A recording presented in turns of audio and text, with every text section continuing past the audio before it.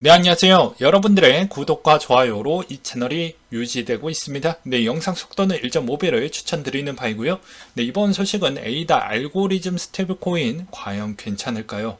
이번 형태의 내용이 계속 업데이트가 되다 보니까 제가 현재 시간 기준으로 영상을 만드는 부분에 일부 오류가 있다는 거, 그리고 한정된 자료밖에 공개가 되지 않기 때문에 나중에 개선이 돼서 내용이 조금은 바뀔 수도 있다는 점은 너그러이 이해를 해주시면서 이번 영상 봐주셨으면 정말 감사하겠습니다.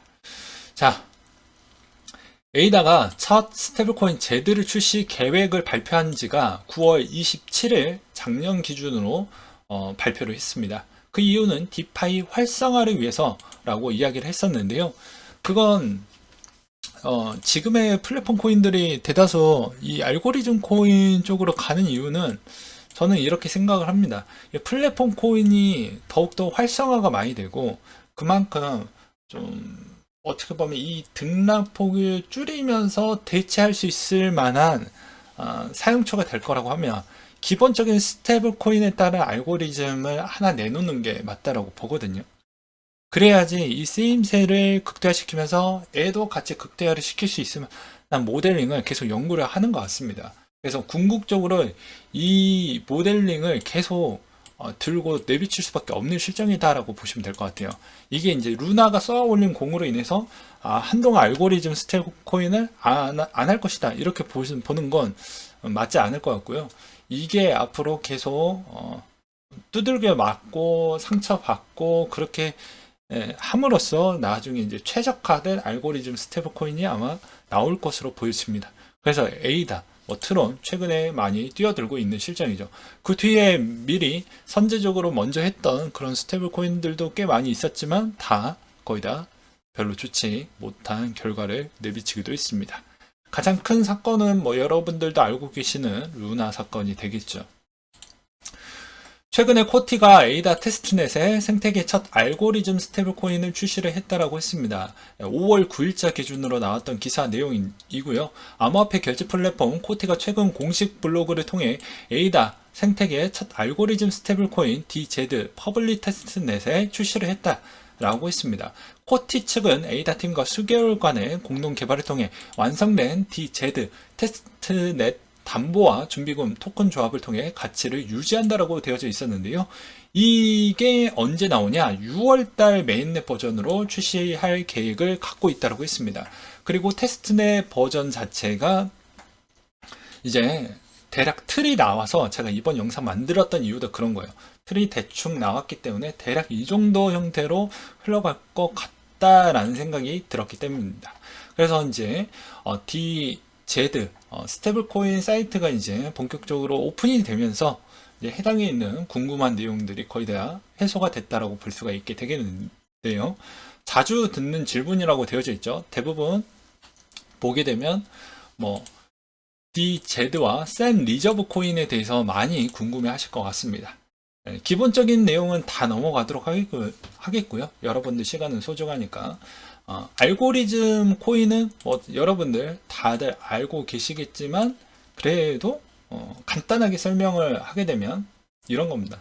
미국 달러와 같은 예비 자산을 고정으로 해놓고 순환과 공급 균형을 맞추도록 설계가 되어져 있는 걸 알고리즘 스테이블 코인이라고 되어져 있는데 대표적으로 우리가 흔히 알고 있는 루나와 UST가 있죠. 네. 그래서 루나에서 UST를 사려고 하게 되면 어떻게 되냐면 UST는 유동성 공급이 충분히 돼서 1달러를 계속 맞춰가게끔 그렇게 되는 형태이고요. 반면에 루나가 일부 소각이 되는 형태가 됩니다. 반대로 되게 되면 UST 자체로 루나를 사게 되면 이 유동성 공급이 줄어들게 되고요. 말 그대로 루나에 있는 발행 부분이 늘어나게 되는 그런 설계로 되어져 있습니다. 그래서 기본 틀이 구조는 거의 비슷하다라고 보시면 될 것 같고요. 그래서 이번 DZ의 생태계는 어떻게 작동을 합니까? 라고 해서 그 내용이 간단하게 여기에 써져 있습니다. 이 포인트에 써져 있는데 내용은 거의 비슷하다라고 그냥 개념만 잡아가시면 될 것 같습니다. 그리고 센 리저브와 그 다음에 이 DZ의 생태계 수수료가 매우 중요할 것 같은데요. 에이다를 들고 계시는 분들은 이 내용에서 정말 집중을 해 두셨으면 좋겠습니다. 네, 센 리저브 코인이라는 것은 무엇이냐면요. 뭐 간단하게 보게 되면 뭐 이런 거라고 보실 수가 있습니다. 보유자는 DZ 사용자들에게 안정성을 확보하기 위해서 그들은 스테이블코인 사용자가 스테이블코인의 준비금을 센으로 지불하는 안전적인 USD의 상당 가치를 소각하는 것을 우선시하기 때문에 예약 비율이 400% 미만인 에이다를 동안 에이다를 태울 수 없게 해놨고 그 다음으로 너무 많은 위험이나 보상을 피하기 위해서 예약 비율을 800%가 도달이 되면 센을 구매를 허용하지 않도록 해놨다라고 되어져 있습니다. 그래서 센을 거래함으로써 사용자는 충분한 폐급 비율을 유지할 수 있게끔 적절한 유동성을 제공함으로써 스테이블코인의 메커니즘을 기할 수 있도록 일단은 우리는 준비를 했다. 그래서 보완책을 일단 꺼내놨다라고 볼 수가 있겠죠. 그래서 지금의 방향성은 에이다가 있으면 여기에 알고리즘 스테이블 코인이 있고 이 중간에 얘네들이 약간 밸런스가 딱 깨지는 시점에 어떻게 보면은 그 다음에 센이 여기서 완충 작용을 어느 정도 해주겠다라고 보시면 될 것 같습니다. 그 완충 작용은 여기서도 400%에서 800% 비율 그 안에서 이제 작용이 되게끔 설계를 해놨다라고 하는데 이것도 이제 이론상은 여러 가지 뭐 테스트를 많이 해봤겠죠. 근데 실제로 얼마나 이제 초과가 되거나 얼마나 많이 줄어들었을 때에 따른 극한으로 했었을 때 테스트가 과연 공개가 되고 그거에 따른 뭐 말 그대로 뭐 AMA를 열어가지고 만약에 질문이 딱 나왔으면 그거에 따른 답변도 한번 들어보고 싶다라는 생각도 들기도 합니다. 네. 그래서 일단 기본에 따른 컨셉은 그러하다라고 볼 수가 있게 되겠고요. 여기에서도 DZ의 생태계 수수료는 어떻게 분배가 됩니까? 라고 되어져 있습니다. DZ와 센의 채굴 연소에 관련된 수수료는 센의 소지자에게 발송이 된다라고 되어져 있죠. 그리고 생태계 모든 거래는 에이다에 지불이 되고 초기 보증금에서 공제되는 운영 수수료가 부과가 되는데 이 수수료는 코티가 변환이 돼서 재무부로 간수화되어 사용자들에게 보상 배포가 되는 형태로 구축을 했다라고 되어져 있습니다.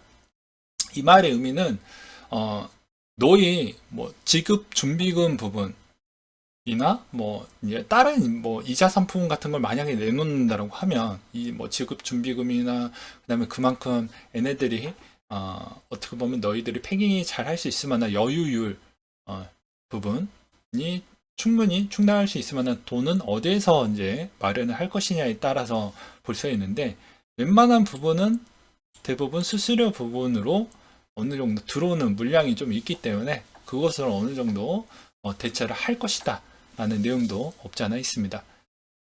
근데 이제 또 시장이 정말 이제 완만하게 이렇게 내려갔었을 때는 뭐 괜찮을 것 같은데 이것도 괜찮지 않을 수도 있겠구나.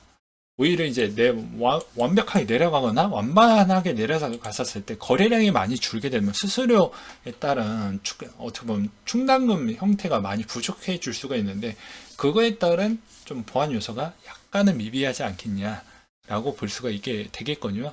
그 다음에 이 모델의 또 다른 측면은 그만큼 어떻게 보면 우리가 흔히 보게 되면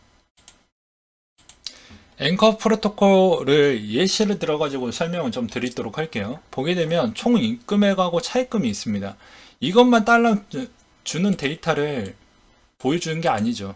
너희 어느 정도 예비비가 있고 예비비 부분에 따른 그래프도 같이 넣어주는 형태로 그려주어야 되는데 그게 확인이 안 됩니다.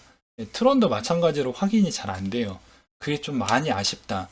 그러면 에이다는 어떻게 이제 증명할 거냐? 말 그대로 저 코인이 상태가 매번 확인을 해볼 필요성이 있어요. 그래서 그 코인이 말 그대로 우리의 어떻게 보면 공개된 담보다라고도 성향을 보일 수가 있기 때문에 앞으로 저런 모델링이 과연 성공을 할지는 좀 더 지켜볼 필요성이 있겠지만 계속 보완이 되어가고 있는 알고리즘형 스테이블코인의 발전 과정이다라고 보시면 될 것 같고요.